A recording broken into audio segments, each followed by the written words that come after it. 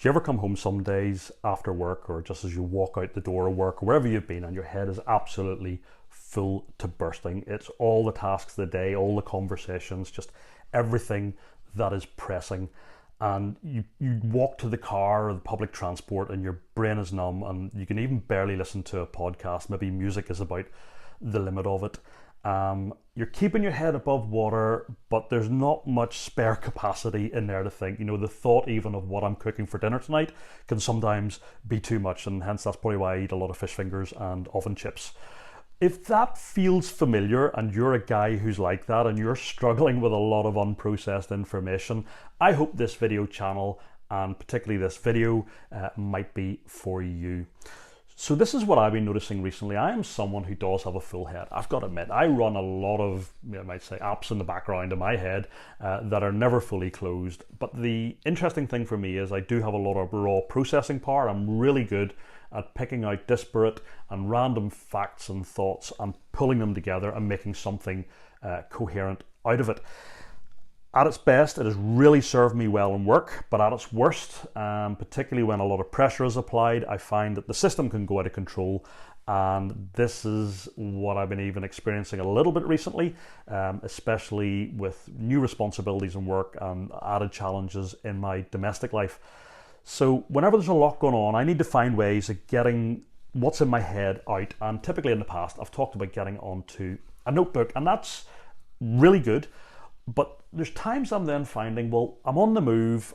I want to come into the new situation, such as coming into the house in good order while you're driving. You can't write.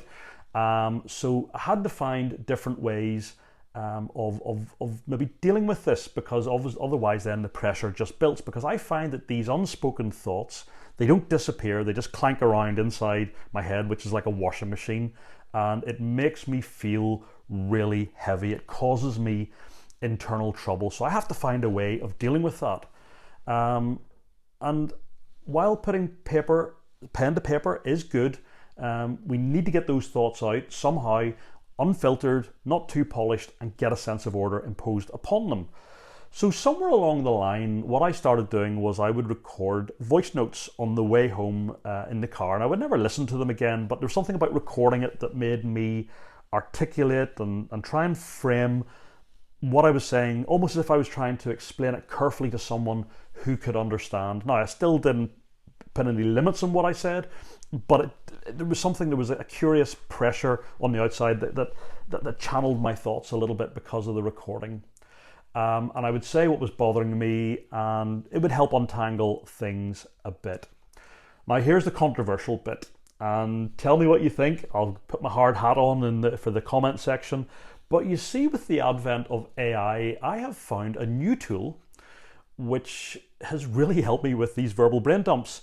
So not only now can my words be spoken, they can also be processed and organized in a fashion.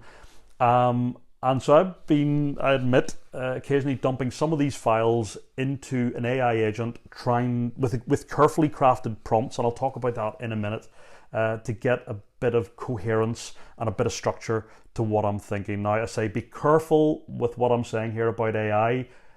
Be careful with it, because as we all know, it'll probably tell us what we want to hear rather than what we should be hearing, but it is an excellent tool. It's just something that just sets everything in order. So what I'll do, as I said, I'll take my note and I'll drop it into ChatGPT and I'll say, please do this. Or, so instead of do this, I'll say, please organize this, and I'll come to the prompts right now.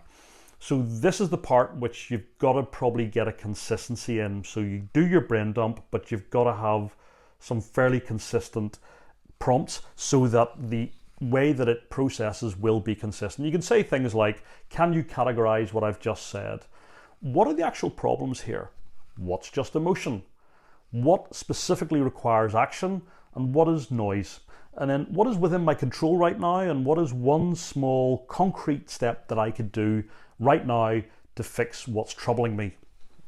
Now, you can go mad on this, but I do recommend it for clarity. And sometimes, there's so much in the brain, sometimes it can be really insightful, and it can say, you're struggling with these areas here. And it's like, he just puts his finger right on the buzzer every time. So I find that in almost every case, the results can be quite pleasing. And what I would say as well, you can also have conversations with the bots. I don't recommend that because you'll notice whenever you try it, he talks over you, he doesn't get your full gist. Far better to have one unfiltered brain dump and then drop it in and then get the processing thereafter.